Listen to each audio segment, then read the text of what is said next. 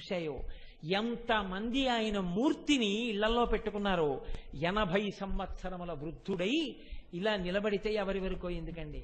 నేనే ఎంతసేపు చూస్తుంటానో ఆ మూర్తిని పట్టుకుని, ఇలాగా ఎంతసేపు చూస్తుంటానో. ఉరప్పంజరం కనపడుతూ ఇలా లోపలికి వెళ్ళిపోతే ఈ గుండె పైకి కనపడుతూ, ఈ కన్ను ఒకటి బలహీనత చేత ఇలా కొంచెం రెప్ప వాలిపోతే ఒక్క కన్నే పైకెత్తి తొడల వరకు కాషాయాంబరం పైకి పెట్టుకుని అప్పుడే స్నానం చేసొచ్చి ధర్మం తప్పకుండా బ్రాహ్మీ ముహూర్తంలో స్నానం చేయడం వల్ల ఉనికిపోతున్న ఒంటితో ఆ సత్యదండానికి పైనున్నటువంటి వస్త్రం విప్పేసి తాడు కనపడుతూ నీట ముంచి పైకొచ్చిన సత్యదండాన్ని ఇలా పట్టుకుని నిలబడితే ఆంతరంగికులైన శిష్యులు వచ్చి పాదముల మీద వేసినటువంటి పువ్వుల మధ్యలో ఆ ఇంతంత గోళ్లతో ఆ బొటన వేళ్ళు, ఆ వేళ్ళు చిక్కిపోయి పల్సగా తమలపాకుల్లా ఉన్నటువంటి ఆ పాదాలు, ఇంత సన్నగా అయిపోయినటువంటి కాళ్ళు, ముడతలు పడిపోయి ఇంతంత అయిపోయినటువంటి ఆ మోచిప్పలు, ఆ ముఖం వంక చూస్తే అపారమైనటువంటి కాంతి, ఆ బొట్టు, ఆ పెట్టుకున్న విభూతి రేఖల చేత ఆచ్ఛాదింపబడినటువంటి ఆ పాలభాగం, ఆ పైన కప్పుకున్న బట్ట స్నానం చేసి రావడం వల్ల ఇలా జారిపోయి ఉంటే, ఆ చిన్ని జుత్తుతో ఎప్పుడూ ముండనం చేయించుకున్న ఆ తల, ఆయన యొక్క మహానుభావుడు ఆ తేజస్సు చూడడానికి ఎన్ని కోట్ల జతల కళ్ళు వెంపర్లాడాయో. ఇన్ని కోట్ల జతల కళ్ళు చూసి పొంగిపోయి ఆ మూర్తిని ఇప్పటికీ ఇలా చూసి ఆనందపడిపోతున్నాయంటే, అంత ఆనందము కలుగుతోందంటే అది భౌతికమైన అందమని మీరు అనుకోకండి. భౌతికమైన అందం నశించిపోతుంది. 90 ఏళ్ళు వచ్చినా 80 ఏళ్ళు వచ్చినా ఆఖరికి శరీరం వదిలిపెడితే ఆయన యొక్క మూర్తిని కొవ్వుతో చేసి ఇలా కూర్చున్న మూర్తిని కంచి పీఠంలో బయట పెట్టుంచితే ఇప్పటికీ దాని దగ్గర అలా నిలబడిపోయా చేతుల్లో ఉన్న నరాలు కూడా పైకొచ్చేసి కనపడుతుంటే అందులో ఏమందం ఉందండి? అది శోభ.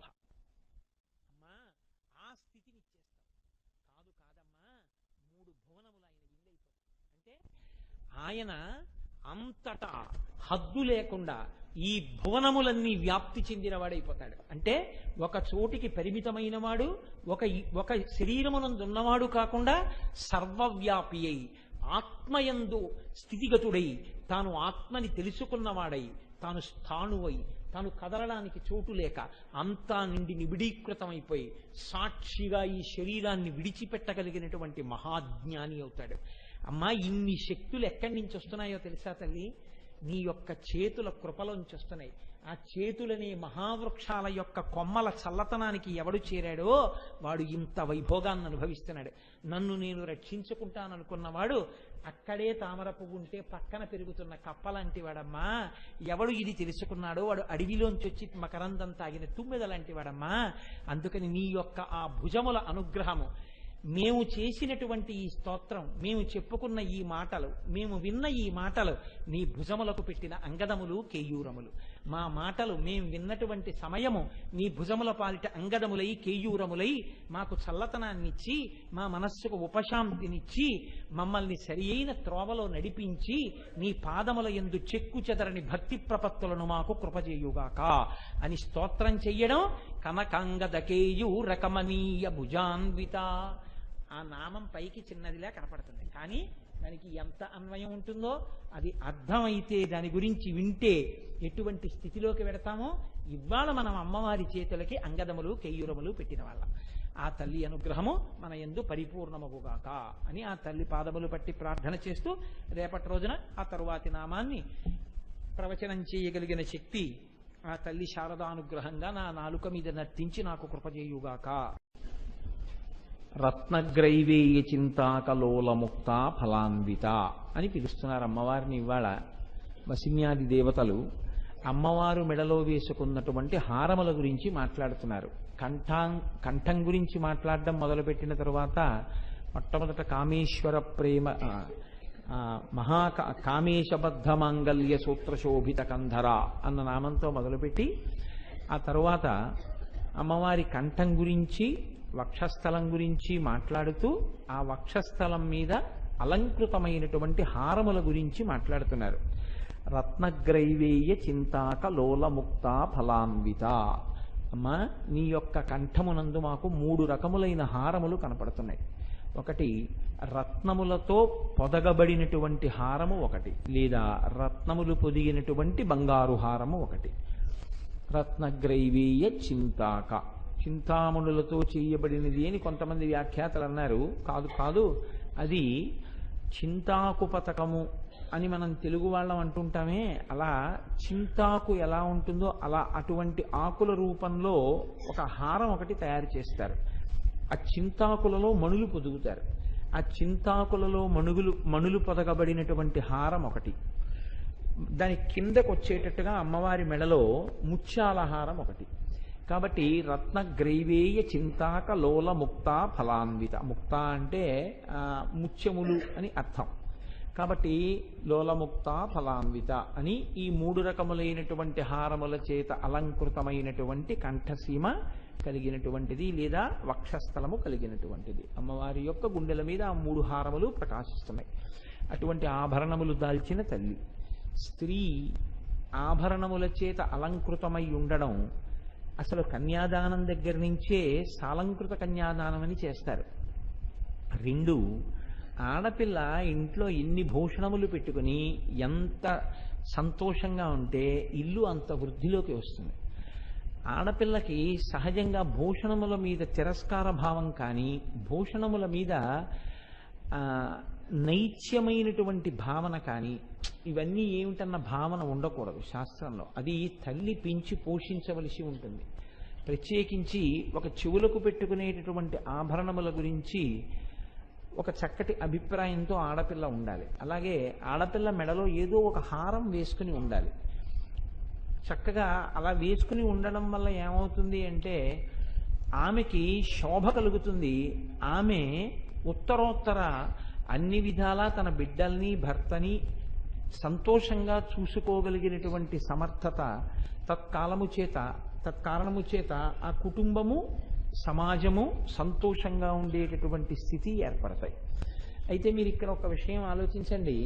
ఇది మీరు ధ్యానం చేసేటప్పుడు చూడ్డానికి చాలా చక్కటి స్వరూపం. ఎందుకంటే మెడలో అమ్మవారికి ఏ హారములు ఉన్నాయి అన్నది మీరు ఆలోచన చేస్తే, మీరు ఆ రోజు మానసికంగా అమ్మవారికి ఏ బట్ట కట్టారో ఆ బట్ట మీద అమ్మవారికి ఆ నగలు అలంకారం చేసేటప్పుడు మీరు పొందేటటువంటి ఆనందము అది వాక్కుల చేత ఆవిష్కరించడం చాలా కష్టం.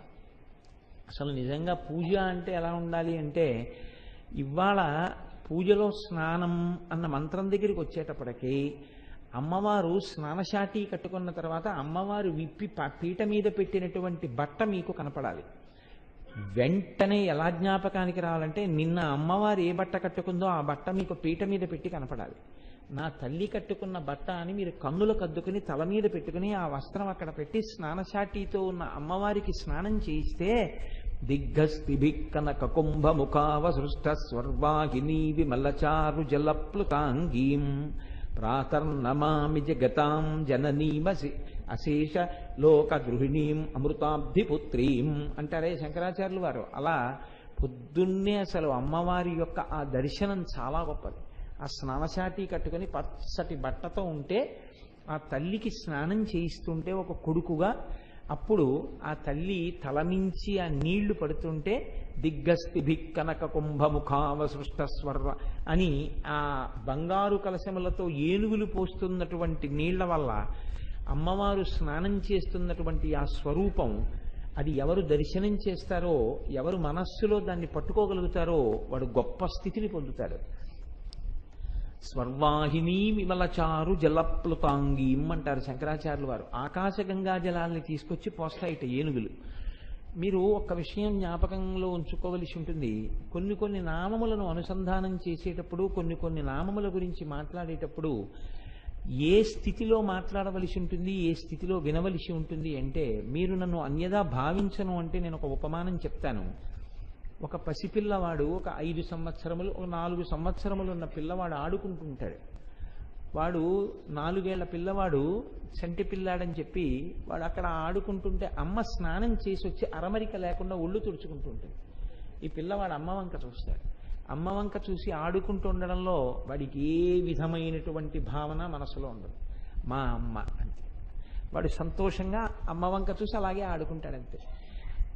స్తోత్రం చేసేటప్పుడు, అమ్మవారి నామాలు వినేటప్పుడు, అమ్మవారి నామాలు చదివేటప్పుడు, కొన్ని కొన్ని ఉపచారాలు చేసేటప్పుడు కొడుకుగా నిలబడాలి.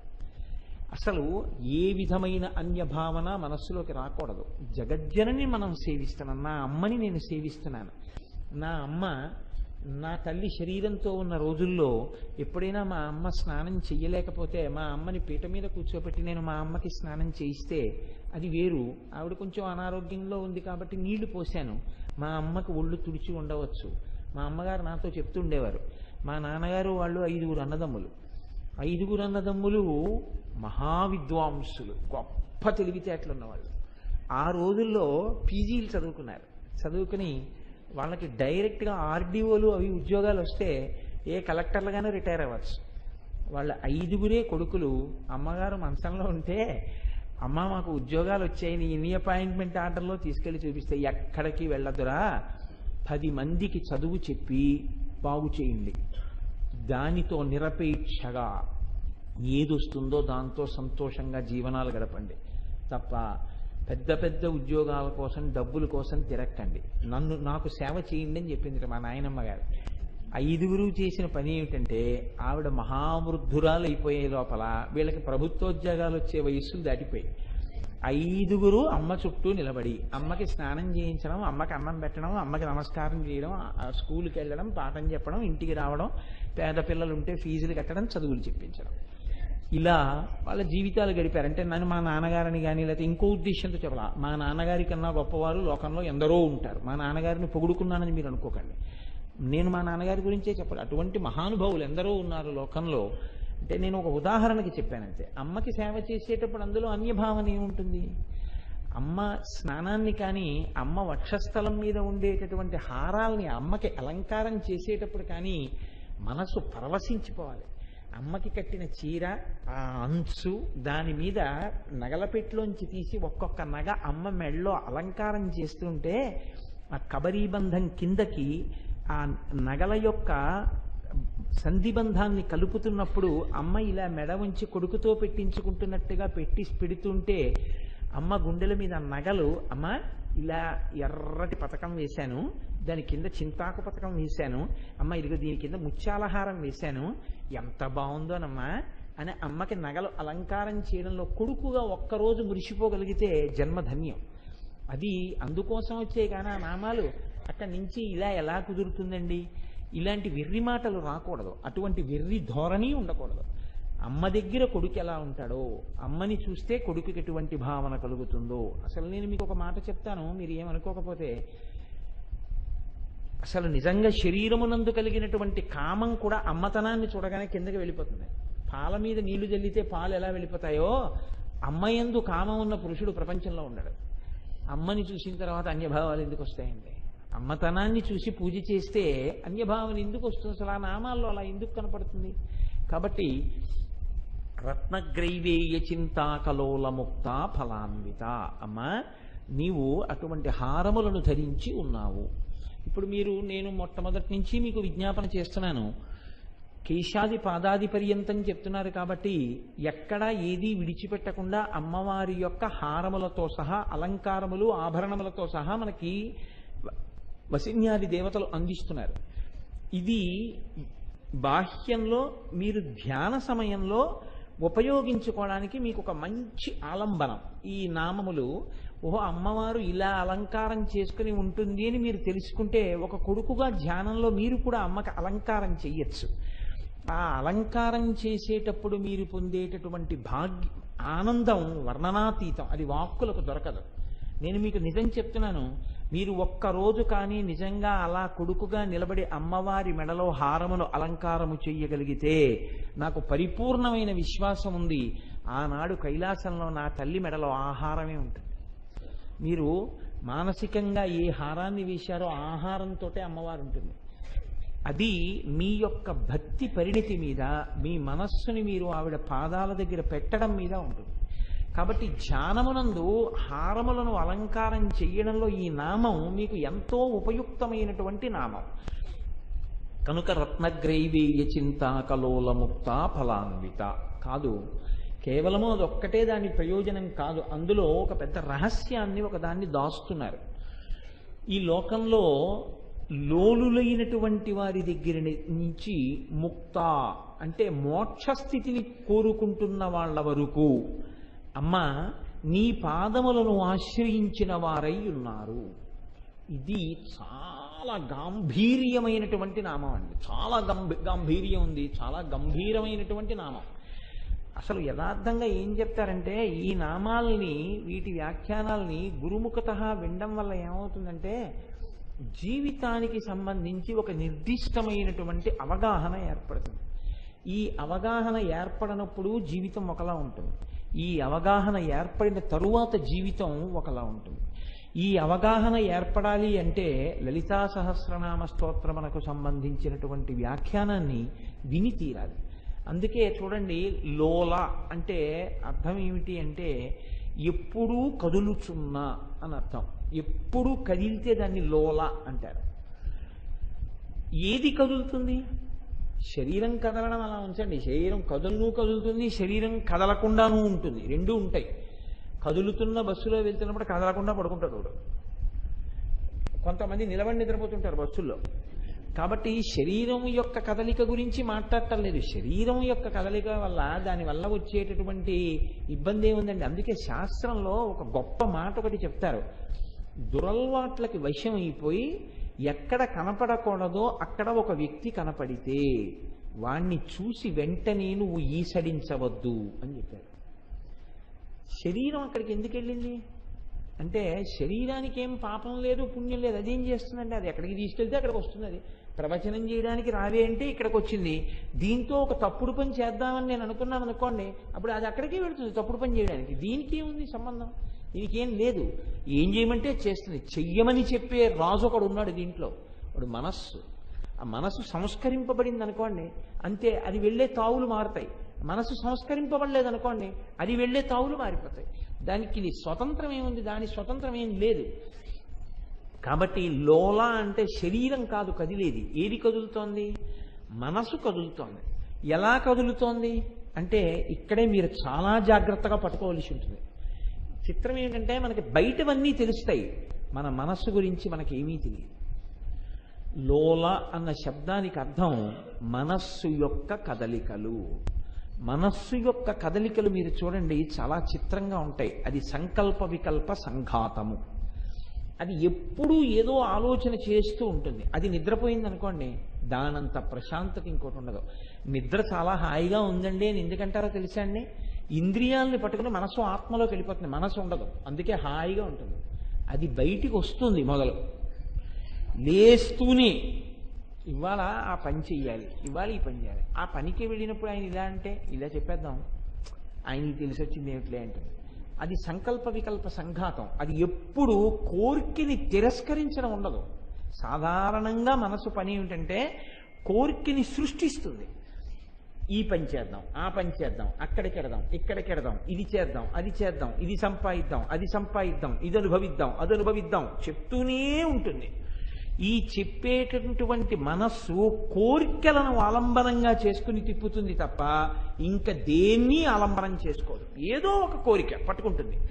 ఇక్కడే మనసుని మీరు కొద్దిగా సంస్కరించారనుకోండి, ఈశ్వర సంబంధంలో తిరుగుతుంది. సంస్కరించలేదనుకోండి, లౌకికాన్ని పట్టుకు తిరుగుతుంది. అంతే తేడా. మీరు చూడండి, నేను ఒక మాట చెప్తాను, ఇక్కడ ఉన్న వాళ్ళని ఉద్దేశించి అంటున్నాను అనుకోకండి. కొంతమంది పురాణాలకి చక్కగా పెడతారు, ప్రవచనాలకి. ప్రవచనం అంతా అయిపోయిన తర్వాత మీరు వారిని పలకరించారనుకోండి, వారు ఏం మాట్లాడతారో తెలుసా అండి? వారి రాగద్వేషాలే మాట్లాడతారు.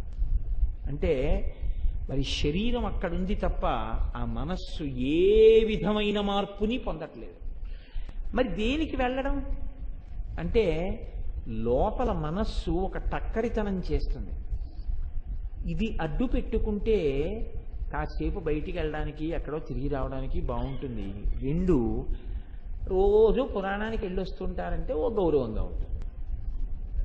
అలా కూడా ఆలోచన చేస్తుంది తెలుసా అంటే మీ వంటి వాళ్ళ గురించి కాదు, నా గురించి చెప్తున్నాను.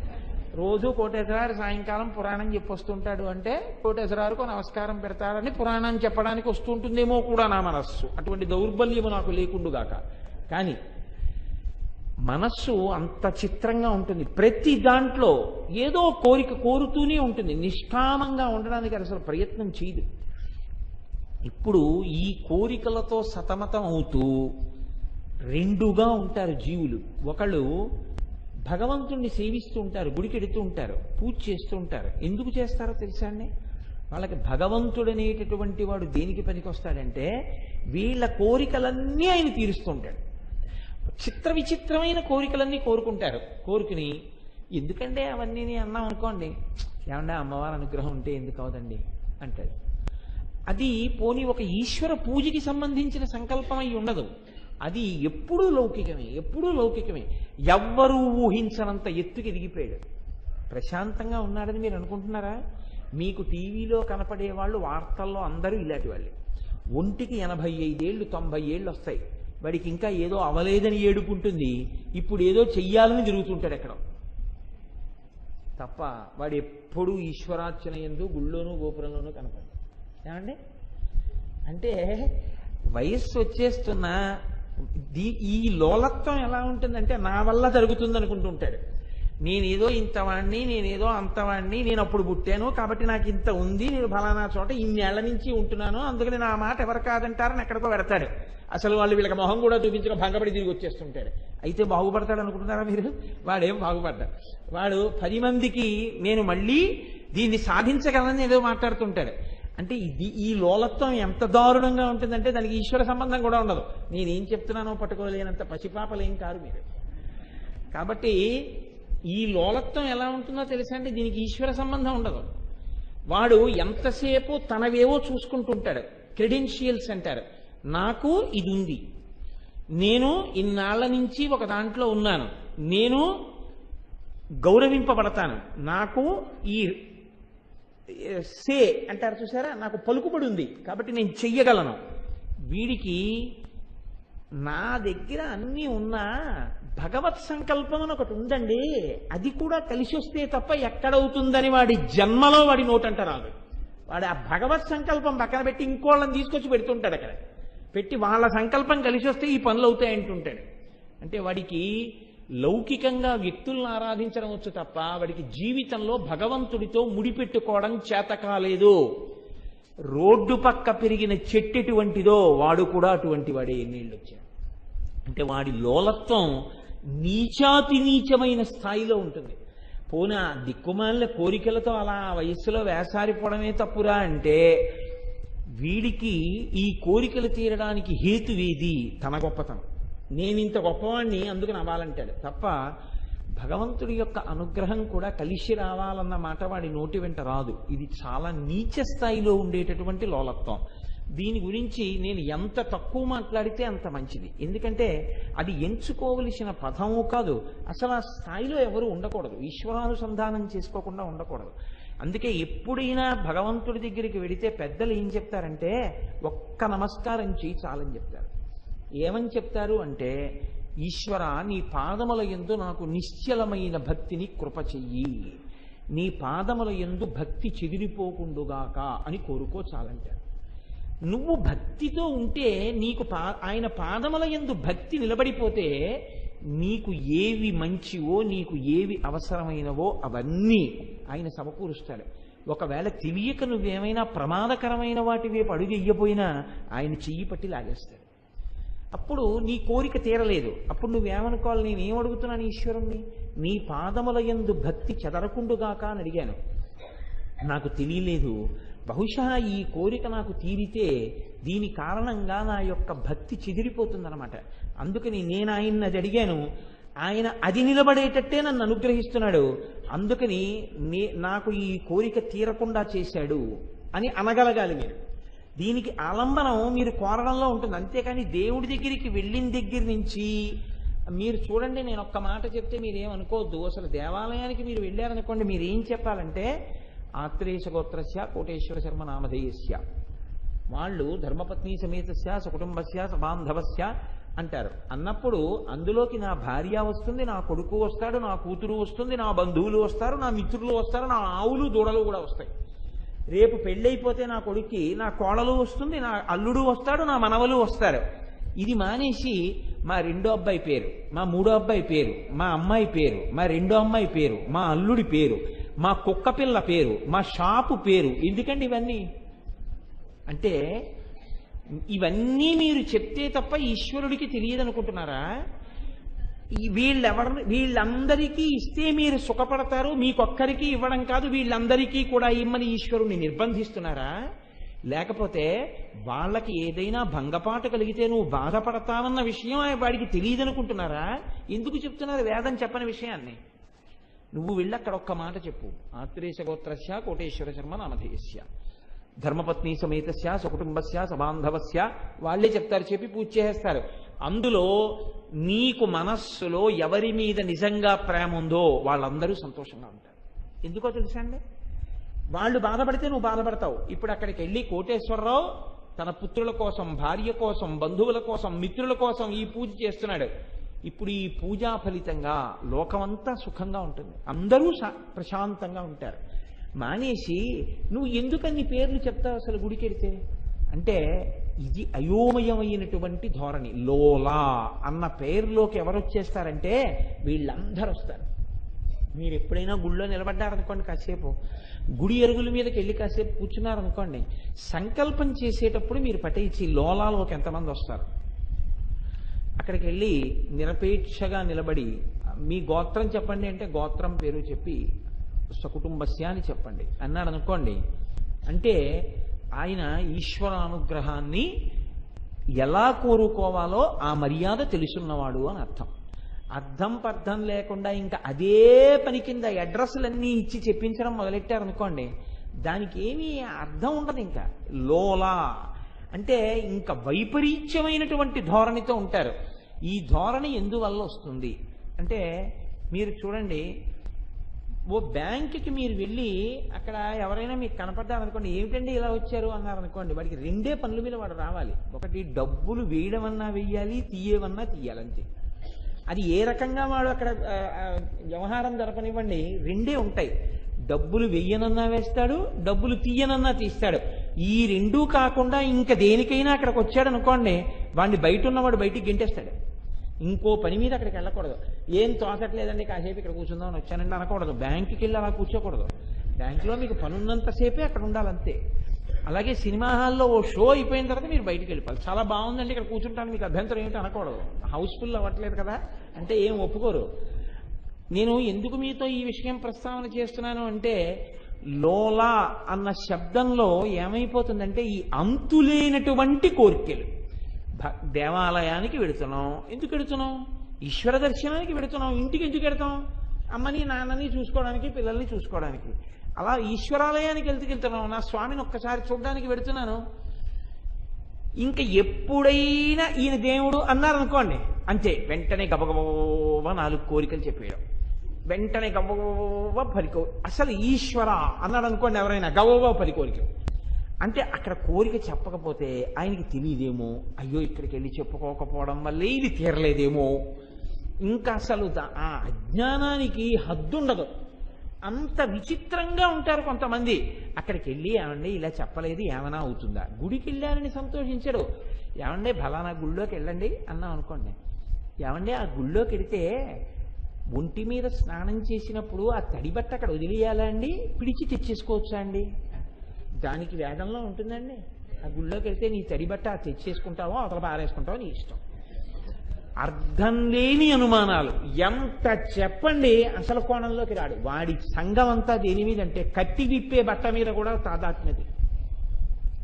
ఒకవేళ మీరు నేను అన్నానని కాదు, చూడండి, ఆ గుళ్ళోకి వెళ్ళిన వాళ్ళండి, మీరు 200 మందిని తీసుకెళ్తూ ఎప్పుడైనా యాత్రకి ఎంతమంది లోల శబ్దంలోకి వస్తారో చూద్దామని ఒక నదికి స్నానానికి వెళ్తున్నప్పుడు, ఇక్కడ స్నానం చేసిన తర్వాత స్నానం చేసిన బట్ట ఇక్కడ వదిలేయాలి అన్నారనుకోండి, అంతే. మీరు చూడండి అలా ఒకసారి ఎంత కలకలం వస్తుందో.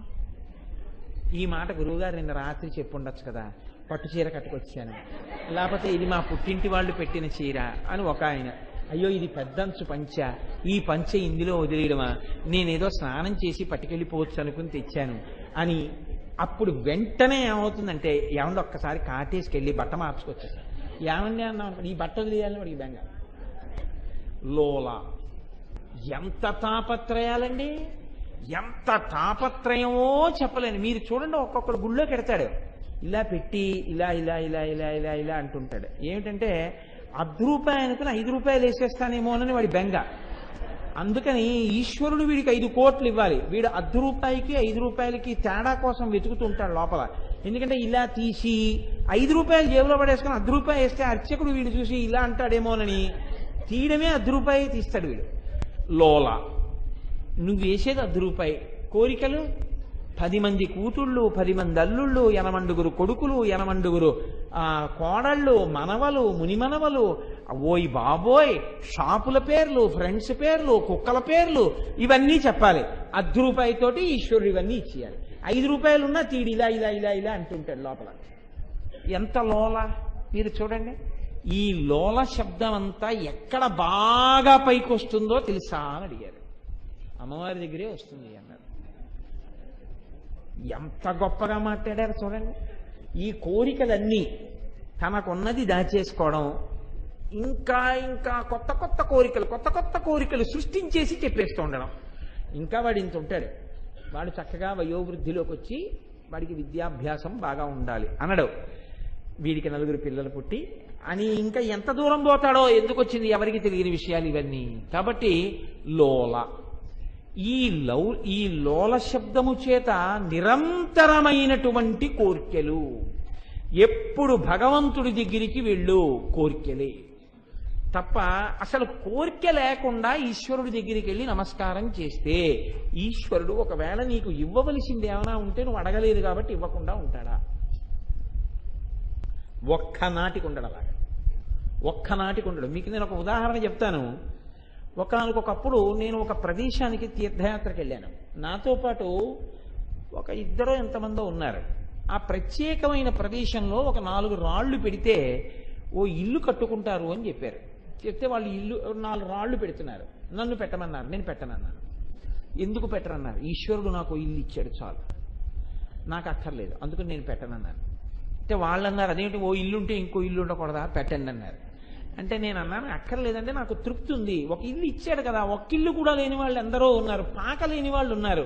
నాకు ఆర్సీసీ బిల్డింగ్ ఇచ్చాడు నా తండ్రి, అందులో ఉంటున్నానా ఇంకో చోట అద్దెకుంటున్నానా వేరు, నాకు వద్దులేండి, నాకు ఉంది కదా బిల్డింగ్, ఎక్కడో అక్కడ నాకు సొంత ఇల్లు ఉంది చాలు, నేను అడగనండి అలా ఈశ్వరుని, నాకు సిగ్గుగా ఉంటుంది అలా అడగడానికి, నేను అడగనన్నా. వీడు పిచ్చాడు మూర్ఖుడు అనుకున్నారు, వాళ్ళు రాళ్ళు పెట్టేశారు, నేను తిరిగి వచ్చేసాను. తిరిగి వచ్చేసినటువంటి చిత్రం ఏంటంటే, ఒక నెల అయ్యేటప్పటికీ వాళ్ళిద్దరూ నా దగ్గరికి వచ్చారు. వచ్చి అన్నారే, ఏమండో వెళ్ళొచ్చిన వేళ విశేషం, మాకు మంచి స్థలాలు దొరికే ఇల్లు కట్టుకుంటున్నాం అన్నారు. చాలా సంతోషం అండి, గృహప్రవేశానికి వస్తాను కట్టుకోండి అన్నారు.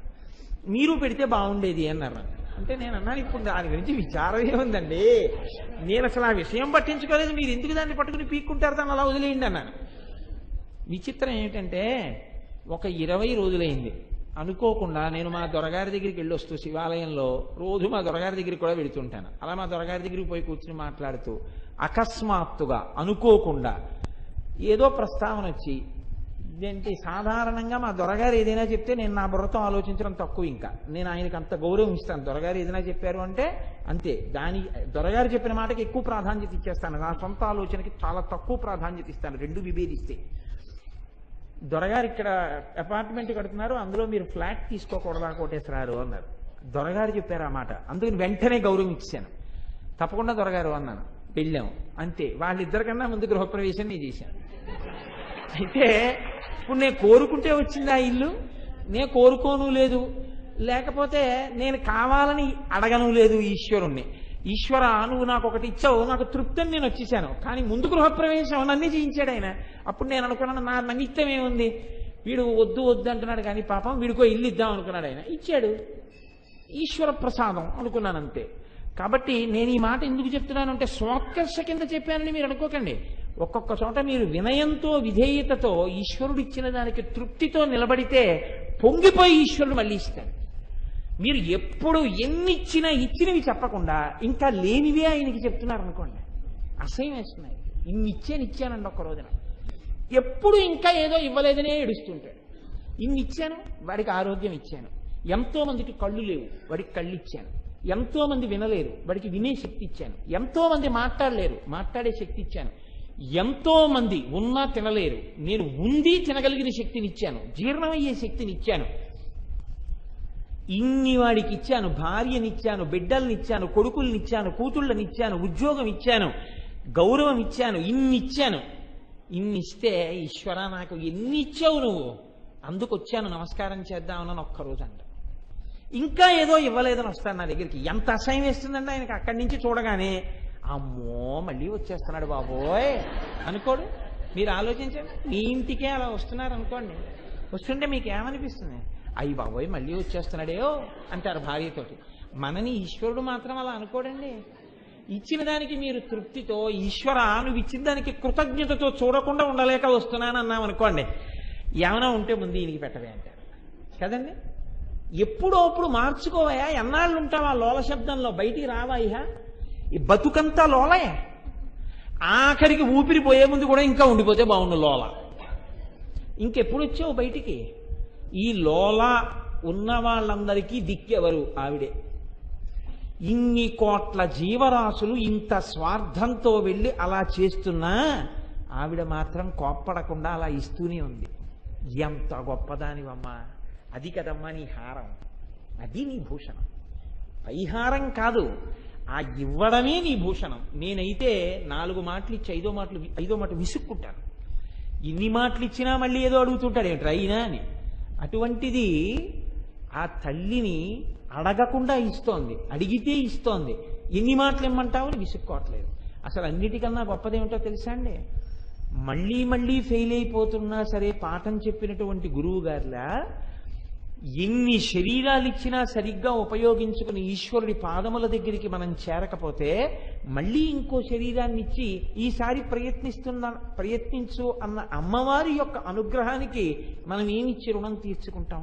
అసలు ఆ తల్లి ఇది ఇవ్వబట్టి కదా గుడికి వచ్చాం, దానికి నువ్వు నమస్కరించాలి కదా. ఎందుకన్ని కోరికలు కోరుతావు? నువ్వెందుకు కోరాలి? కోరకుండా నీకేమి ఇవ్వాలో ఆవిడికి తెలియదు. ఆవిడ అమ్మ అయినప్పుడు నువ్వు ఏమడిగావని అమ్మ పాలిచ్చింది, ఏమడిగావని అమ్మ నీకు అన్నీ పెట్టింది. అందుకే గుండెల దగ్గర ఆభరణం గురించి మాట్లాడుతున్నారు. అమ్మ గుండె నీ రక్షణయే. అందుకే అమ్మ గుండె గురించి ఒక మాట చెప్తారు. ఒక ధూర్తుడు ఒక వేశ్యవాడకి వెళ్ళాడు. ఆ వేశ్యకి ఈయన తల్లిగారి మీద క్రోధం. ఆవిడంది, నేను నీ పొందు అంగీకరిస్తాను, కానీ నీ తల్లి యొక్క గుండె పట్టుకురా అంది. వాడు ఆమె ఎందున్నటువంటి మక్కువ చేత నిద్రపోతున్నటువంటి తల్లిని గుండెల్లో కత్తి గుచ్చాడు. ఆవిడ మరణించింది. మరణిస్తే ఆవిడ గుండె కోసేసి ఆ గుండెకాయని కుడి చేత్తో పట్టుకుని పరిగెడుతున్నాడు. పరిగెడుతుంటే కొద్దిగా కొట్టుకుంటోంది ఆ గుండె. కొట్టుకుంటూ వీడు తొందరగా వేశ్య దగ్గరికి పరిగెత్తడంలో గడప తణుకు పడిపోయాడు. ఆ చేతిలో ఉన్న అమ్మ గుండె కింద పడిపోయి ఆఖరిసారి లబ్ డబ్ అని కొట్టుకుంటూ, నాన్న మెల్లిగా వెళ్ళు దెబ్బ తగిలిందా అని తిట్టాడు.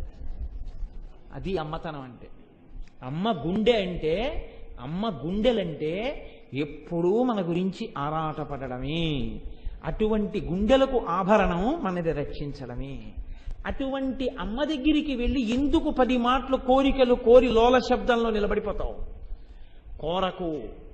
వెళ్ళి నిలబడు, నీకేమి ఇవ్వాలో ఆ తల్లికి తెలుసు. పొంగిపోయి నీకు ఇచ్చేస్తుంది ఆవిడ. అస్తమానం కోరిక కోరకువ. ఒక్క మాట అన్నాడు, అమ్మా ఇవాళ ఒక్కసారి నీ కాళ్ళు పడతానమ్మా అంటే, ఎందుకు నాన్న నాకు కాళ్ళు నొప్పులు లేవుంటుందమ్మా. మీరు చూడండి, ఏ అమ్మైనా సరే లోకంలో పిల్ల వచ్చి అమ్మా నేను నీ కాళ్ళు పడతానమ్మా అందనుకోండి, సరే పట్టుకో అందం. ఎందుకు నాన్న నాకేం కాళ్ళు నొప్పులుగా లేవే అంటే, అమ్మా నీకు కాళ్ళు నొప్పులుగా ఉన్నాయని కాదు, ఇవాళ ఎందుకో అమ్మ కాళ్ళు పట్టి పడుకోవాలనిపించిందమ్మా, ఒక్కసారి నీ కాళ్ళు పట్టి పడుకుంటానమ్మా అందనుకోండి. మీకు నిజం చెప్తాను, ఆ అమ్మ ఆనందానికి అంతుండదు. గజారోహణం చేయించిన అమ్మ అంత సంతోషపడిపోదు. అంత సంతోషపడిపోతుంది. నా బిడ్డ కాళ్ళు పట్టింది అమ్మ ఒక్కసారి కాళ్ళు పడతానమ్మా అని అడిగి కాళ్ళు పట్టింది. ఎందుకు నాన్న అంతసేపు కాళ్ళు పడతావు అంటే, అమ్మ సద్గురోహ పాదసేవనం. నాన్నగారు చెప్తుంటారు కదా, సద్గురువు యొక్క పాదసేవ దొరకమంటే దొరికేదమ్మా. ఆయనేం అలా కాళ్ళు పట్టించుకోడు, ఆయనే ఎవరికి అలా కాళ్ళు ఇచ్చి మీరు కాళ్ళు పిసకండి అండం. కాబట్టి అది దొరకడం మహాభాగ్యం. అలా దొరికింది. నీకన్నా గురువెవరమ్మా? అమ్మ కన్నా గురువెవరు లోకంలో?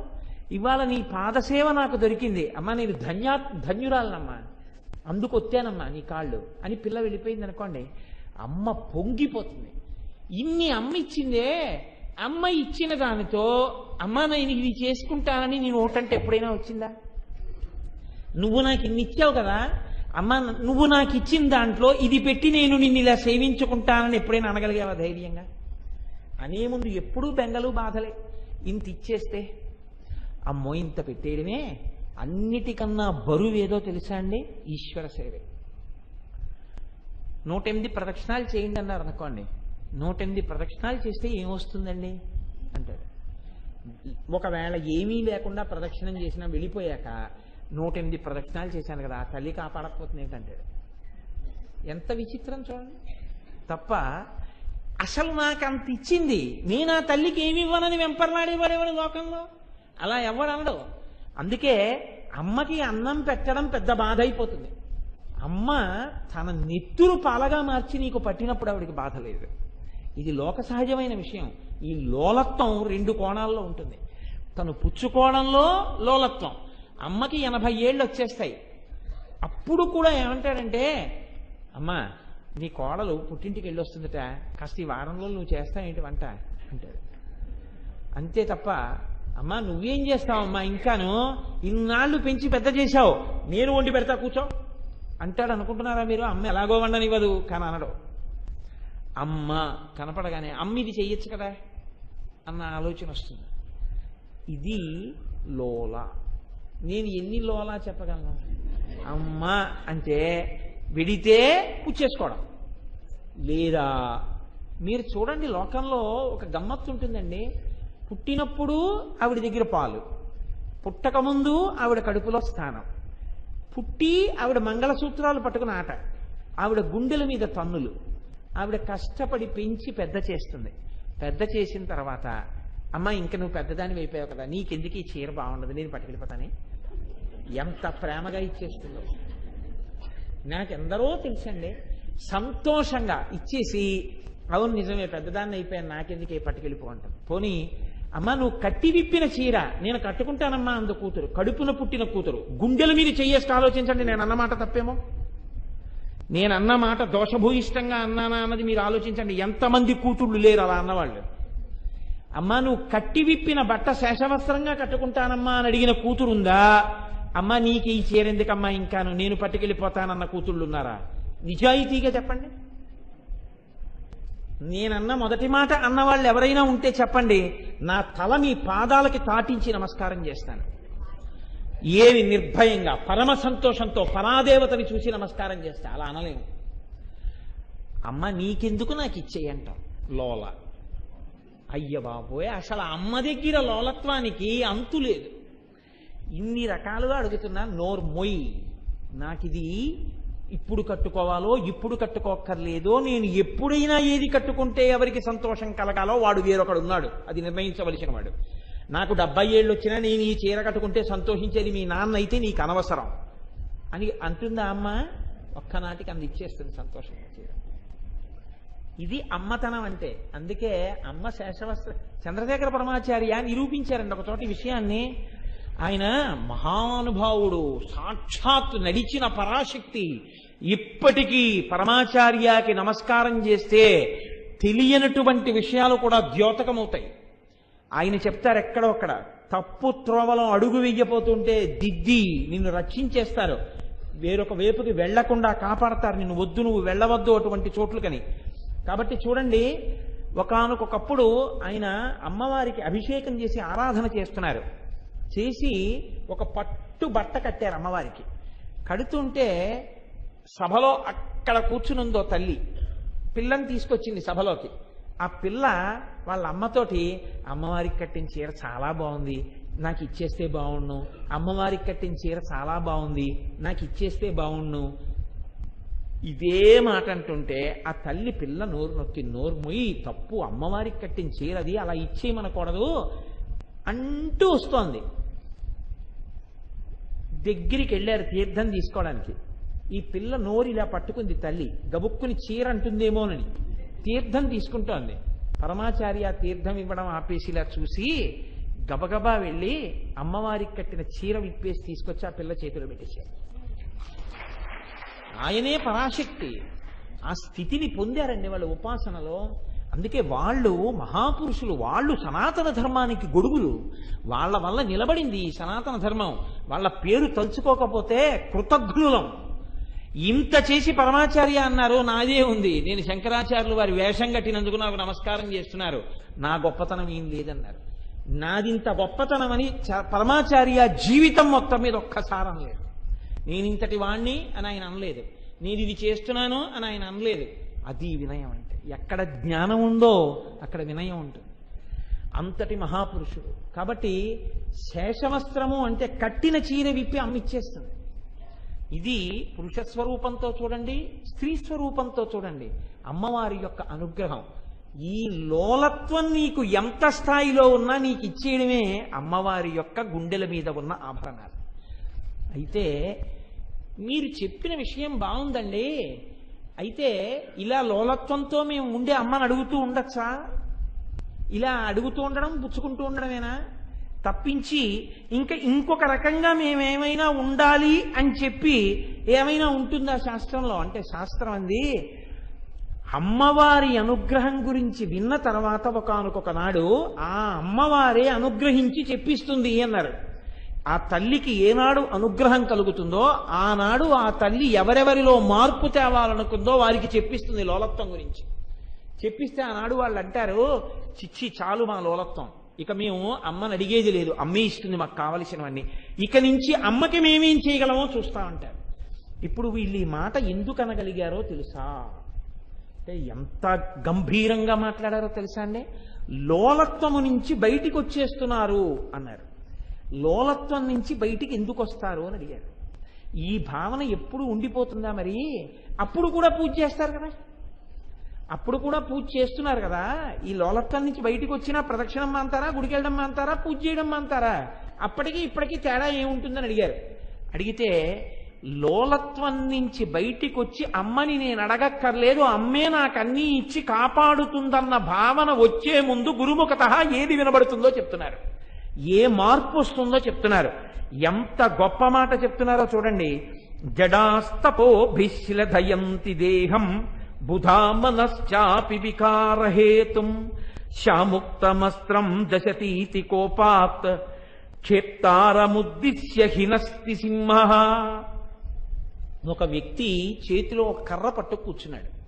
అదో చిన్న కర్ర, హ్యాండ్ స్టిక్ అంటారే అంత చిన్నటిది.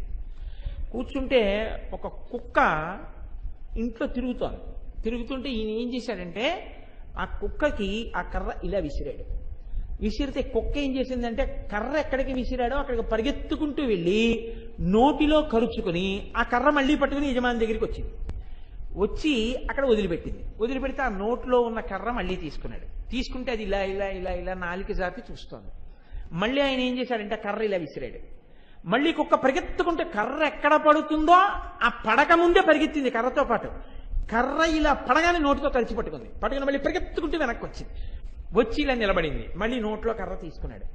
ఇలా యజమాని ఎన్ని మాటలో కర్ర విసిరాడు. ఎన్ని మాటలు యజమాని కర్ర విసిరితే కుక్క అన్ని మాటలు పరిగెత్తి కర్ర తెస్తూనే ఉంది.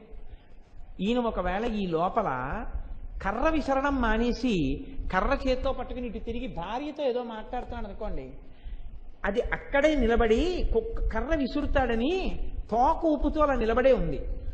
ఆఖరికి ఆయన మాట్లాడేసి మళ్ళీ ఇటు చూసేటప్పటికి అది అలాగే పడుకునుంది తోక ఊపుతూ. అంటే కర్ర విసురు నేను పట్టుకొస్తానని మళ్ళీ కర్ర విసిరాడు. మళ్ళీ వెళ్ళింది, మళ్ళీ తెచ్చింది. ఆఖరికి ఆయన ఆడి ఆడి కర్ర అక్కడ బాలేశాన్ని లోపలికి వెళ్ళిపోయాడు.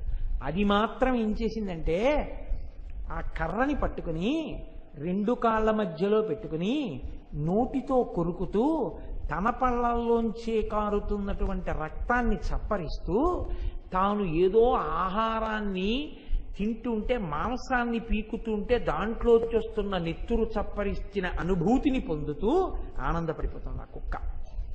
ఈయన మరునాడు వచ్చి కూర్చున్నాడు.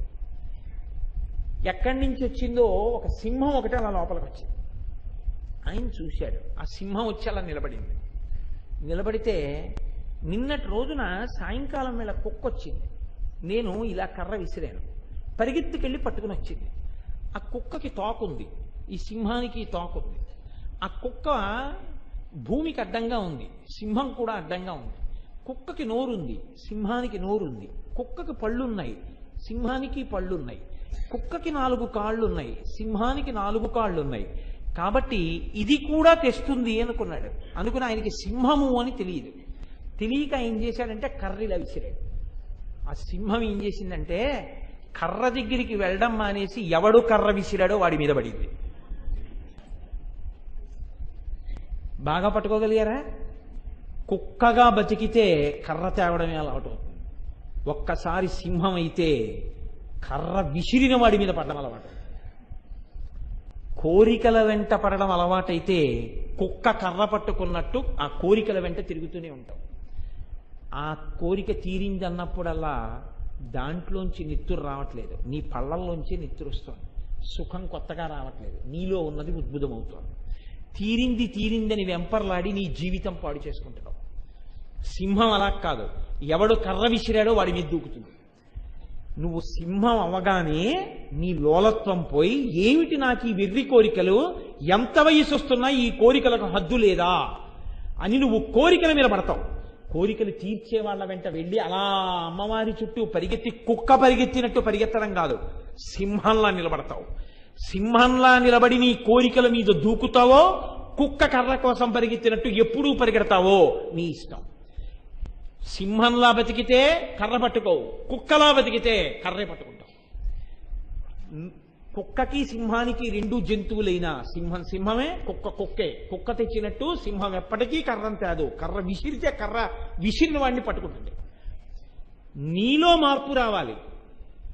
కుక్కలా బతకకుండా సింహంలా బతకాలని నీకు అనిపిస్తే నువ్వు లోలత్వం నుంచి బయటకు వచ్చేస్తావు. అంతే, నువ్వు పరమభక్తుడు అయిపోతావు. ఈశ్వరుణ్ణి సేవించాలి కాబట్టి సేవిస్తావు. నీకేమున్నాయో నీకు గుర్తొస్తుంది. సింహానికి ఉండే లక్షణం ఏంటంటే నాకు ఇన్నున్నాయి, వీడెవడు కర్ర విసరడానికి అంటుంది. కుక్క ఏమంటుందంటే వాడి మీద బతుకుతున్నాను అందుకు నా కర్రట్టుకొస్తానంట. అంతే తేడా. నేను పూర్ణుడను, నాకేమివ్వలేదు అమ్మవారు అన్ను అనగలవా? నాకేమివ్వలేదండి నా తల్లి, నాకు ఉద్యోగం ఇచ్చింది, నాకు చక్కటి శరీరాన్ని ఇచ్చింది, నాకు అవయవాలన్నీ ఇచ్చింది, బలం ఇచ్చింది, ఆరోగ్యం ఇచ్చింది, తినడానికి అన్నం ఇచ్చింది. ఒకరి దగ్గర ఇలా చెయ్యి చాపవలసిన అవసరం లేకుండా మనిషికి ఏముండాలో ఆ ఇల్లు ఇచ్చింది, బట్ట ఇచ్చింది, తిండి ఇచ్చింది, ఓ కొడుకునిచ్చింది, ఓ కూతురునిచ్చింది, భగవంతుడి గురించి చెప్పుకునే అదృష్టాన్ని ఇచ్చింది, ఒక 100 మంది వినేటట్టుగా చెప్పగలిగినటువంటి వాక్ మాధుర్యాన్ని ఇచ్చింది, పూజ చేసుకోవడానికి చేతులు ఇచ్చింది, ప్రదక్షిణానికి కాళ్ళు ఇచ్చింది, 60 ఏళ్లు ఉద్యోగం చేసుకునే ఉద్యోగం ఇచ్చింది, తర్వాత బతకడానికి పెన్షన్ ఇచ్చింది. ఇంకా నాకేమి ఇవ్వాలండి మా అమ్మ అని నువ్వు అనగలిగితే నువ్వు కర్ర కోసం వెంపర్లాడేవాడివి కావు, లోపల నుంచి వచ్చే కోరికల మీద దుమకగలిగిన సింహాని వయ్యావు. ఎన్ని ఉన్నా ఇంకా ఏదో లేదని నువ్వు ఏడవడం మొదలు పెడితే నువ్వు ఎప్పటికీ కుక్కవే. నన్ను క్షమించండి, నేను మిమ్మల్ని అంటలేదు, బాగా గుర్తుపెట్టుకోండి, నా మీద పెట్టుకున్నాను. కుక్కగా బతక కోటేశ్వరరావు, సింహంలా బతకడం ఎప్పటికైనా నేర్చుకో అని నాకు నేను బోధ చేసుకుంటున్నాను. ఎందుకు చేసుకుంటున్నాను? ఈ సభలో ఇన్ని సింహాల మధ్యలో కూర్చున్నాను కాబట్టి ఈ సింహాల పోలిక నాకు రాకపోతుందా అని. కాబట్టి శాస్త్రం అంటుంది ఎప్పుడో వినపడుతుంది గురుముఖత ఆ మాట. ఆ వినపడినప్పుడు బయటికి వస్తాడయా. అప్పటి వరకు తెలియదు, తనకున్నవి తెలియదు, లేనివే తెలుస్తూ ఉంటాయి. ఉన్న వాటి చేత తృప్తి కలగదు. నాకున్నాయన్న తృప్తి ఏనాడు కలిగిందో ఆనాడే వాడు సింహమయ్యాడు. ఇది వినబడితే ఆ లోలత్వములోంచి బయటికి వచ్చేటట్టుగా అమ్మవారి అనుగ్రహం ఒక గురు రూపంలో వచ్చి మాట్లాడటమే అమ్మవారి మెడలో ఉన్న హారములకు సంకేతం. కాబట్టి ఇప్పుడు ఆ కోరికల మీద యుద్ధం చెయ్యాలి అంటే అది సింహమై ఉండాలి. సింహంగా ఎలా ఉంటుంది అంటే ఆ కోరికల గురించి నీకు ఒక అవగాహన రావాలి. ఈ అవగాహన అమ్మవారు ఎంత గొప్పగా చెప్తోందో చూడండి. జీర్యంతే జీర్యత కేశాః దంతా జీర్యంతి జీర్యతః జీర్యతశ్చక్షుషీ శ్రోత్రే తృష్టైకా తరుణాయతే. సింహం అవ్వాలనుకున్న వాట ఒక పరిశీలనం చేస్తాట. నాకు జీర్యంతే జీర్యత కేశాః, ఈ జుట్టు నేను పుట్టినప్పుడు నల్లగా ఉండేది.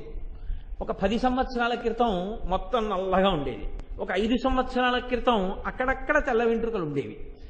ఇప్పుడు తెల్ల వెంట్రుకలు ఎక్కువ అవుతున్నాయి, నల్ల వెంట్రుకలు తక్కువ అవుతున్నాయి. అంటే ఈ శరీరము జీర్ణావస్థని పొందడం సిద్ధపడుతోంది.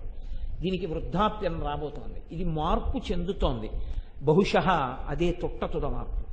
ఆ మార్పు చెందే లోపల నేను ఎక్కువగా ఈశ్వరుణ్ణి సేవించుకోవాలి. ఈ శరీరమునందు వెంట్రుకలు తెల్లబడిపోతున్నాయి. దంతా జీర్యంతి జీర్యతః, పళ్ళు పరమపటుత్వంతో ఉండేవి, చెరుకు కర్రలు కొరికేసేవాణ్ణి. కానీ ఈ పళ్ళు ఇప్పుడు గట్టిగా బ్రష్ పెట్టి రుద్దితే తట్టుకోలేక పళ్ళు ఊడిపోతున్నాయి. కాబట్టి నా దంతములు ఊడి పడిపోతున్నాయి. జీర్యతశ్చక్షుషీ శ్రోత్రే, అంత దూరంలో ఉన్నదాన్ని చూసేవాణ్ణి. నలకలంతంత అక్షరాలు అసుర సంధ్య వేళలో సూర్యాస్తమయం అవుతుండగా గదిలో కూర్చుని కళ్ళజోడు లేకుండా చదివేవాడిని.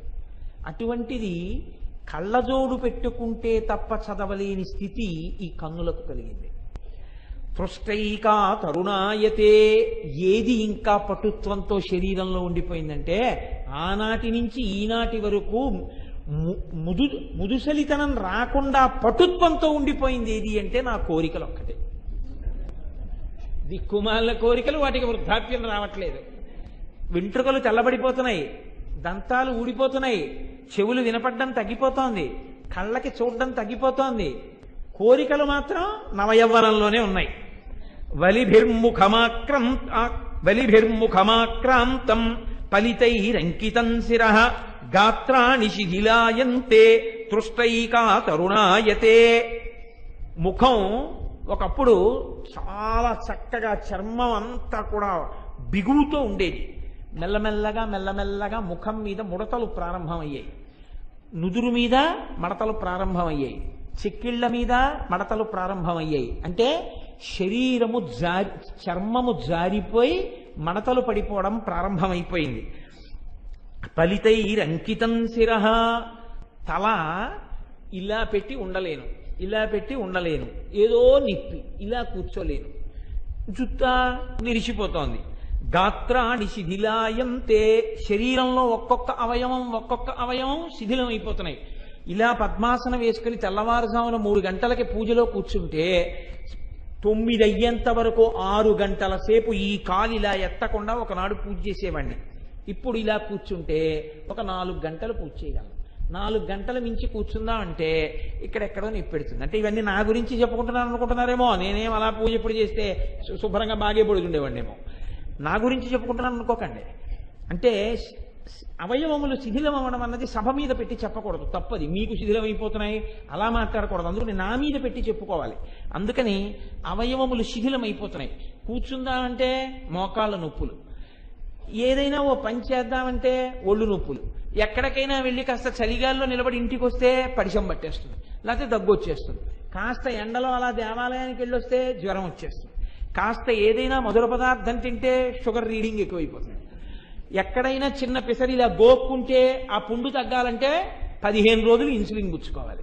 ఏమైపోయింది శరీరం? శిథిలాయంతే, శరీరం అంతా శిథిలమైపోతుంది, సంధిబంధములన్నీ విడిపోతున్నాయి. కాబట్టి తృష్ణైకా తరుణాయతే, ఒక్కదానికి మాత్రం బిగువు చడలట్లేదు, తెల్లబడట్లేదు, అది ఏమీ శిథిలం అవ్వట్లేదు. ఏమిటది? కోరిక. ఎప్పుడూ కోరికలు మాత్రం వెంబడిస్తూనే ఉన్నాయి. అలాగా ఏదో కోరిక, దిక్కుమాలిన కోరికలు. ఈ కోరికలకి అంతు లేకపోవడం వల్ల ఘర్షణలు, ఘర్షణల వల్ల దెబ్బలాట్లు, దెబ్బలాట్ల వల్ల ఏడుపులు, ఏడుపులలో పెడబబ్బలు, పెడబబ్బల్లో అల్లర్లు. వాళ్ళకి మనశ్శాంతి ఉండదు, ఇంకోళ్ళకి మనశ్శాంతి ఉండనివారు. యథా వ్యాళ గళస్థోపి భేకోదాంశానపేక్షతే తథా కాలాహినాగ్రస్తో జీవో భోగాన శాశ్వతాన్. ఏమిరా ఇన్నాళ్ళు పెద్దవాడిని అయిపోయాను, చేసిన నాళ్ళు చేశాను, 500 కాగితంకి 100 కాగితంకి తేడా తెలియట్లేదు, 5 రూపాయల బిళ్ళకి 10 రూపాయికి తేడా తెలియట్లేదు, ఇంకా ఎందుకురా ఈ బీరువా తాళాలను. ఇంకా నుంచి నాన్న ఏదో కొద్దిగా అమౌంట్ ఉంటే ఎప్పుడైనా నువ్వు లేనప్పుడు అవసరమైతే ఓ ఏటీఎం కార్డులో కొద్దిగా ఉంచు, మిగిలినవి బ్యాంక్ అకౌంట్లు అవన్నీ నీ పేరు మీద పెట్టేస్తున్నాను అమౌంట్లు. ఇంక నుంచి పూజ కూడా నువ్వు చెయ్యి, ఇంట్లో మంచి రోజు చూసుకుని. ఇక నుంచి నేను మానస పూజ చేస్తూ ఉంటాను, ఎందుకంటే అభిషేకం చేయబోయి పాత్రలు చేతులు తగిలి కింద పడిపోతున్నాయి అస్తమానం. పూర్వంలా బిగువు లేదు, చేయలేకపోతున్నాను పూజ. ఇక నుంచి నువ్వు చెయ్యి పూజ. నీరాజనం ఇచ్చేటప్పుడు నన్ను పిలు, వచ్చి కళ్ళకద్దుకుంటాను. కోడలికి అప్పచెప్తున్నాను, మన వంశం యొక్క గౌరవం పోకుండా ఇంటి మర్యాద నిలబెట్టండి. ఇక నుంచి నేను ఎక్కువ ఏదైనా పారాయణ చేసుకుంటూ, రామాయణ భారత భాగవతాలు చదువుకుంటూ, భగవత్కీర్తనలు వింటూ, దేవాలయాలను సేవిస్తూ నేను ప్రశాంతంగా గడుపుతాను అన్నిటికీ నువ్వు నన్ను బయటికి పిలవక్కర్లేదు, నేను ఒక గదిలో ఉండి ప్రశాంతమైన జీవితం గడుపుతాను అంటాడని మీరు అనుకుంటున్నారా? అప్పుడే అక్కర్లేని తిరుగుళ్ళన్నీ కల్పించుకుంటాడు తిరుగుడు. ఎందుకో తెలుసా అండి? అసలు కారణం ఏకాంతంగా ఈశ్వరుణ్ణి సేవించలేడు. ఈశ్వరుడిచ్చిన ఆ కొద్దిపాటి శక్తిని కూడా లౌకికానికి ఖర్చు పెడుతూనే ఉంటాడు. ఎంత తిరుగుడు పిచ్చో, తిరుగుతూనే ఉంటాడు అలాగా. ఇంకా ఎంత పిచ్చో, ఇంకా డబ్బు నా పేరు మీద ఉండాలంటాడు, ఇంకా బీరువాలు నా పేరు మీద ఉండాలంటాడు, అన్నీ నాకు తెలిసి జరగాలంటాడు. ఇంకేమిటి నీకు తెలిసి జరగాలి? చేస్తాడు పిల్లాడు, వాడికి తెలిసింది, వాడిని చేయని. నీ అనుమానం వస్తే నాన్నగారండి ఇలా చేయనా అన్నప్పుడు సలహా చెప్పు. నువ్వు ఈశ్వరుణ్ణి మానసికంగా ఆరాధన చేస్తూ నీ కొడుకు తొట్టుపడకుండా నువ్వు చక్కగా ఉపాసన చెయ్యి. ఒక్కనాటికి చెయ్యలేడు, ఒక్కనాటికి సంఘ పరిత్యాగం చెయ్యలేడు. ఇంకా ఏదో కోడల మీద ఏడుపు, ఇంకా ఏదో భర్త మీద ఏడుపు, ఇంకా కొడుకుల మీద ఏడుపు. నాకు ఆశ్చర్యంగా ఉంటుంది లోకాన్ని చూస్తుంటే. కొడుకంటే ఇష్టం, కోడలంటే ఇష్టం లేదు. ఆ కొడుకు ఎలా సంతోషంగా ఉంటాడు నాకు చెప్పండి? అన్నం తింటున్నావా, గడ్డి తింటున్నావా? నీవు కోడలిగా వచ్చినప్పుడు నీ అత్తగారు అలా అన్నప్పుడు నీ భర్త ఎంత నలిగిపోయాడో నీకు అర్థం కాలా? నీ కోడల్ని ప్రేమగా చూసి నీ కోడలతో నువ్వు సఖ్యంగా ఉండి నీ కొడుకుతో కోడలు చక్కగా ఉంటుందిరా, నేను సంతోషంగా ఉంటున్నానంటే వాళ్ళిద్దరు సంతోషంగా ఉంటారు. నువ్వు కళ్ళ నీళ్లు పెట్టుకుని కోడలు అలా వెళ్ళేటప్పటికి కోడల మీద నేరాలు చెప్పి కొడుకు మనసు విరిచేస్తుంటే వాళ్ళిద్దరేమి సంతోషంగా ఉంటారు? కొడుకు చూసి చూడక మాట్లాడక విసుక్కుంటుంటే నేనేదో సాధించాలని నీకు సంతోషమా? ఇదా ఈ జీవిత చరమాంకంలో నువ్వు సాధించే విజయం?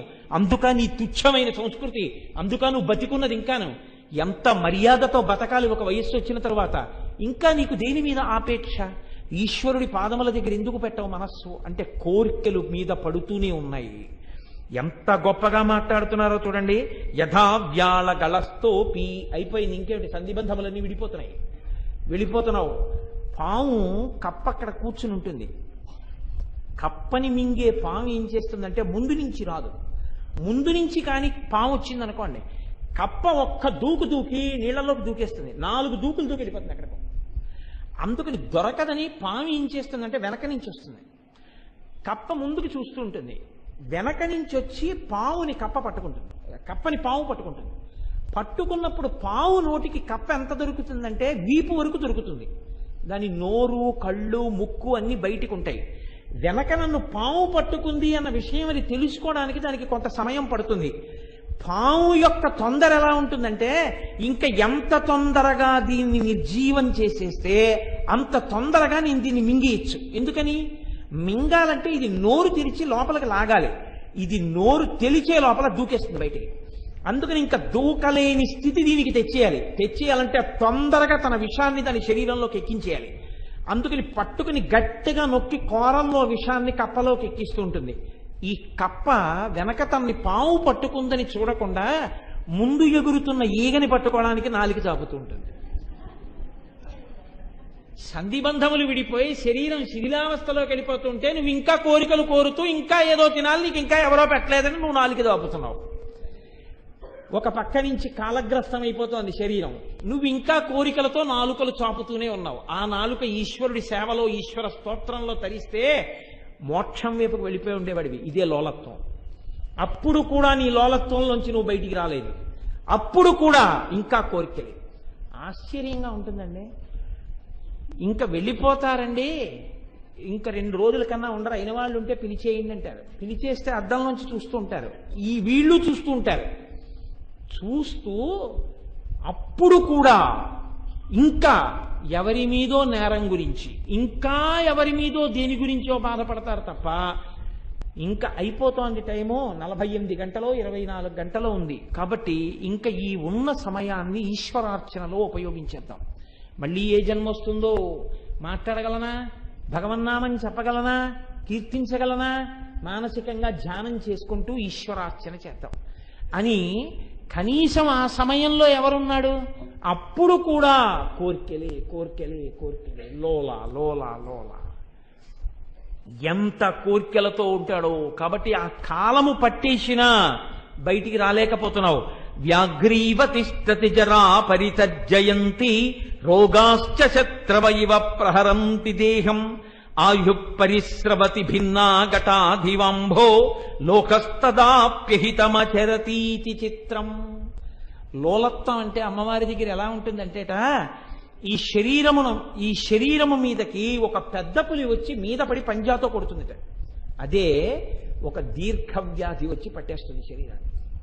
అది లోపల కూర్చుని అవకాశం కోసం ఎదురు చూస్తుంటుంది. ఎప్పుడో అప్పుడు ఏమరపాటులో ఉన్నప్పుడు కొడుతుంది పులి. నేను లోపల ఉన్నానన్న విషయం మరిచిపోయి పరాకు పడకపోతాడా, ఇంద్రియానికి లొంగకపోతాడా, అప్పుడు వీడి యొక్క ప్రధానమైన శరీర భాగాన్ని గ్రసించేస్తాను అని లోపల కూర్చుని ఉంటుంది. అందుకే ఓ మాట చెప్తుంటారు, డయాబెటిస్ అంత ప్రమాదకరం లేదండి అంటుంటారు. శాస్త్రం అదే చెప్పిందండి. అది మీ లౌల్యం కోసం ఎదురు చూస్తుంటుంది. వీడు ఉండలేక 4 స్వీట్లు తినేస్తే రీడింగ్ ఎక్కువ ఉన్నప్పుడు ఏ వైటల్ ఆర్గాన్నో డ్యామేజ్ చేద్దామని శాస్త్రం ఈ మాట ఎప్పుడో చెప్పేసింది. కానీ ఎంత గొప్పగా చెప్పిందో చూడండి. వైరాగ్యం కోసం చెప్పింది. వ్యాధి చిన్నతనంలో కాదు, శరీరాన్ని తీసుకెళ్ళడానికి ఒక నింద ఉండాలి, లేకపోతే 100 బాణములు పడినా శరీరం పడదు. కాబట్టి లోపలికి వచ్చి కూర్చున్నాడు అంటే స్థానిక భద్రతా సూచనగా 3వ నెంబర్ ప్రమాద పతాకం పడిపోయింది. కాబట్టి నువ్వు ఈశ్వరార్చన పెంచేయాలి. పెంచేసి ఈ శరీరానికి సార్థకత చేకూర్చుకోవడం మొదలుపెట్టేసేయాలి. కాబట్టి ఇప్పుడు వ్యాఘ్రీవతిష్టతి జరా పరితజ్జయంతి, వృద్ధాప్య రూపంలో దీర్ఘవ్యాధి రూపంలో పెద్ద పులి దెబ్బ కొడుతోంది. రోగాశ్చ శత్రవైహ ప్రహరంతి దేహం, చుట్టూ వేట కుక్కలు నిలబడితే మధ్యలో నిలబడిపోయిన జింక ఏం చెయ్యాలో అర్థం కాక ఏదో ఒక చిన్న ధైర్యాన్ని పోగు చేసుకుని కొమ్ములతో ఇటువైపు కుక్కల మీద కలియబడుతుంటే వెనక ఉన్న కుక్కలు పరిగెత్తుకొచ్చి తొడలు కొరికేస్తాయి. తొడలు కొరికేసాయి, కండలు పీకేస్తున్నాయని వెనక్కి తిరిగి వాటి మీదకి తిరిగితే మళ్ళీ వెనక భాగం అటు వెళ్ళింది కాబట్టి ఇటు కుక్కలు మళ్ళీ పీకేస్తాయి. ఈ వెనక భాగం పీకేశాయని ఇంకా తిరగలేక కింద పడిపోయి ఇటు ఇటు చూస్తుంటే డొక్కలు పీకేస్తాయి. రోగములు చుట్టుముట్టేస్తున్నాయి. రకరకాల రోగాలు, ఎన్ని టాబ్లెట్లు ఎన్నో వేసుకుంటున్నావు, అయిపోయింది, ప్రహరించేస్తున్నాయి. ఆయుపరిస్రవతి భిన్న ఘటాధివాంభో, చిల్లు పడిపోయిన కుండలో నీరు మెల్లమెల్లగా కారిపోతున్నట్టుగా ఆయుర్దాయం రోజు రోజుకి వెళ్ళిపోతోంది, కుండ ఖాళీ అయిపోతోంది. లోకాస్తదాప్యహితమాచరతీతి చిత్రం. ఇంకా నేనుంటానని వీడు కోరికలు కోరుతూనే ఉన్నాడు.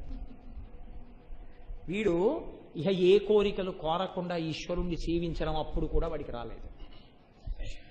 కాబట్టి నీవు కుక్కవు కాకుండా సింహానివై నీ కోర్కెల మీద ఎప్పుడైనా తిరగబడకపోతే, అమ్మవారి దగ్గర ఏ కోరిక లేకుండా ఒక్కనాడు పూజ చేయకపోతే, ఏ కోరిక లేకుండా అమ్మవారికి ప్రదక్షిణం చెయ్యలేకపోతే, ఏ కోరిక లేకుండా నమస్కరించలేకపోతే, ఎన్ని నీకిచ్చిందో నువ్వు ఒక్కనాడైనా గమనించుకోలేకపోతే, లేని వాటి కోసం ఏడవడమే అలవాటైతే ఈ స్థితిని పొందేస్తాడు.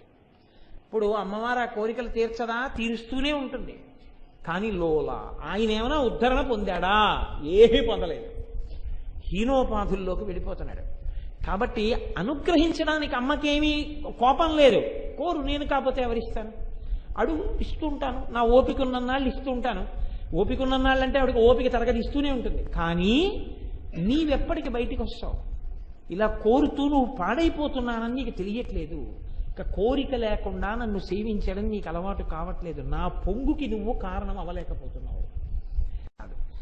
కాబట్టి ఇప్పుడు రెండో హారం ఏది అంటే, నువ్వు నాకెన్ని ఇచ్చావు కదా, నాకు ఇచ్చిన దాంతో నిన్ను సేవిస్తానని అనగలవా?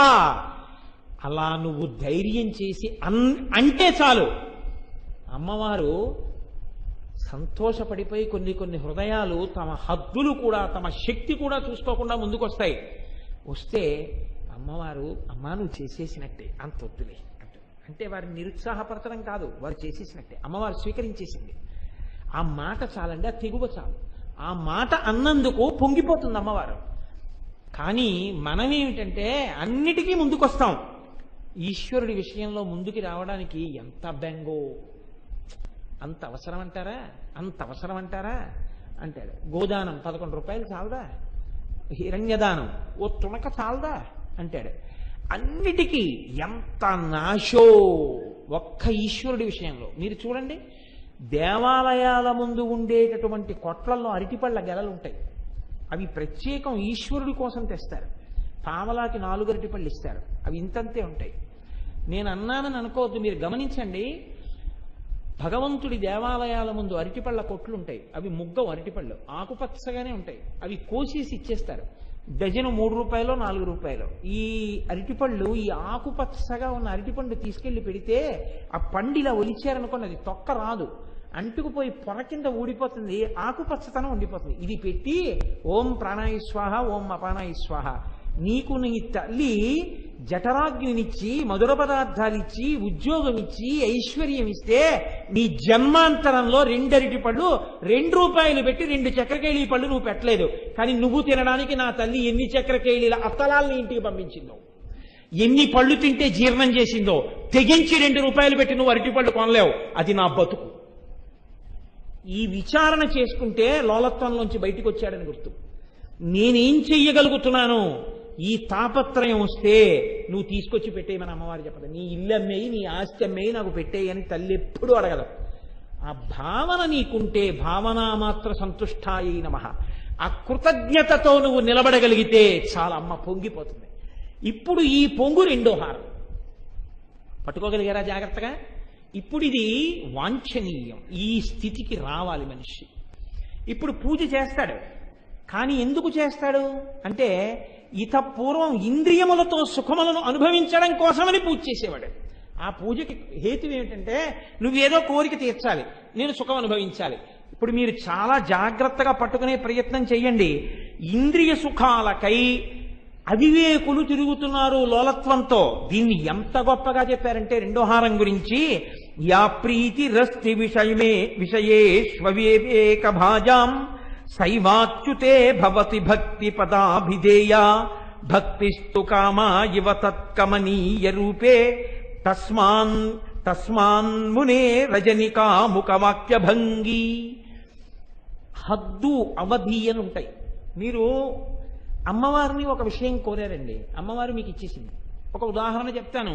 నేనే అమ్మ నాకు ఏసీ ఇయ్యి అని అడిగాను, అమ్మవారు ఏసీ ఇచ్చేసింది. ఇప్పుడు ఏసీ ఇచ్చాను కదా, కాలంతో సంబంధం లేకుండా నీ ఇంట్లో ఏసీ ఆన్ అయిపోతుంది అందనుకోండి అమ్మవారు. శీతాకాలంలో ఆ ఏసీ ఇంట్లో ఉండడం నాకేమవుతుంది? దుఃఖ కారణం అయిపోతుంది. అయిపోయి నేను ఏసీ లేని ఇంటికి వెళ్ళి పడుకోవాలి కదండి. అందుకని అమ్మవారు ఏం చేసిందంటే, నీకు వేడిగా ఉన్నప్పుడు వాడుకోని శక్తినిచ్చిందండి. అమ్మవారు పవర్ అండి. కరెంట్ ఉంటే కదా ఆ ఏసీ. ఇప్పుడు చూడండి, లోకంలో మీరు అమ్మవారిని లోలత్వంతో తెచ్చుకున్న సుఖాలు ఏ ఉన్నాయో అవన్నీ దుఃఖములే. సుఖముగా ఒక అవధిలో కనబడతాయి అంతే. ఏసీ, మంచి రోహిణీ కార్తీ బెడ్రూమ్లో ఏసీ వేసుకుని వెళ్ళి పడుకున్నాడు. అమ్మాయ ఎంత హాయిగా ఉందో అన్నాడు. మీరు చూడండి, దానికి ఆటోమేటిక్ స్టాపర్ బటన్ ఉంటుంది. 2 గంటల తర్వాత అది ఆగిపోయేటట్టుగా రిమోట్లో ఏర్పాటు చేసి పడుకుంటాడు. ఎందుకని? అలా పడుకోలేదనుకోండి, 2 గంటల తర్వాత ఊహూయని ఇవ్వడాక లోకముర్వీనాథ గడగడగడగడగడగడ చలేస్తుంది. చలేసి ఇప్పుడు ఏమని ఏడుస్తాడో తెలుసా అండి? పోనీ శీతాకాలంలో అలా హృదయ కప్పు పడుకుంటాడు అనుకుంటున్నారా? బోల్డ్ అంత కరెంటు బిల్లు అయిపోతుంది, ఇంకా చల్లపడింది కదా కట్టేద్దామంటే. ఇప్పుడు ఏమైంది? మళ్ళీ ఏడిపే. అమ్మవారు చల్లతనం ఇచ్చినా లోపల వేడే, కరెంటు బిల్లు అయిపోతుందని ఏడుపు, స్లాబ్ మారిపోతుందని ఏడుపు, 2 గంటలు వేసి కట్టేద్దామని ఏడుపు. ఇలా కట్టేసినటువంటి తర్వాత ఓ 2 నెలలు పోయిన తర్వాత లంగ్ ఇన్ఫెక్షన్ వస్తుంది. డాక్టర్ గారి దగ్గరికి వెడితే ఆయన అంటాడు, నువ్వు ఏసీ ఆన్ చేసుకోవడం కోసం తలుపులన్నీ వేసేస్తున్నావు కదా, ఒక్క కన్నం కూడా లేకుండా. ఏసీ వర్క్ చేసినంతసేపు రూమ్లో గాలి బయటికి వెళ్ళిపోతోంది. ఏసీ కట్టేసి పడుకున్నాక ఆ గాలి అక్కడే ఉంటుంది. కాబట్టి నీకు ఫ్రెష్ ఎయిర్ దొరకట్లేదు, దానివల్ల లంగ్స్ ఇన్ఫెక్ట్ అవుతున్నాయి. నువ్వు వేసుకుంటే ఏసీ వేసుకుని ఏసీ ఆఫ్ చేసినప్పుడు కిటికీ తలుపులు తీసుకో, లేదా అసలు ఏసీ మానేసి కిటికీ తలుపులు తీసుకో పడుకో అంటాడు. ఇప్పుడు మళ్ళీ ఏడుపు. ఎందుకని? ఏసీ కట్టడానికి లేద్దామా, కిటికీ తలుపులు తెరద్దామా, ఉన్న చలిపోతుంది, బయట నుంచి వేడిగాలి వస్తుంది. కిటికీ తలుపులు తెరవలేదా, ఊపిరితిత్తులు పోతాయి. ఏసీ రాత్రంతా ఉంచుదామా, కరెంటు బిల్లు అయిపోతుంది. ఇప్పుడు ఏమైంది? ఏసీకి ఒక అవధి వచ్చేసింది. పోన్లేండి అసలు ఎంత స్లాబ్ అయినా కట్టేసి ఎంత సంపాదించేద్దాం.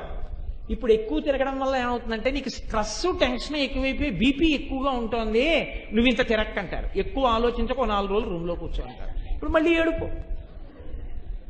నీకు ఏ సుఖమని నువ్వు పిలుస్తున్నావో లోలత్వంతో అమ్మవారి దగ్గర దేనికి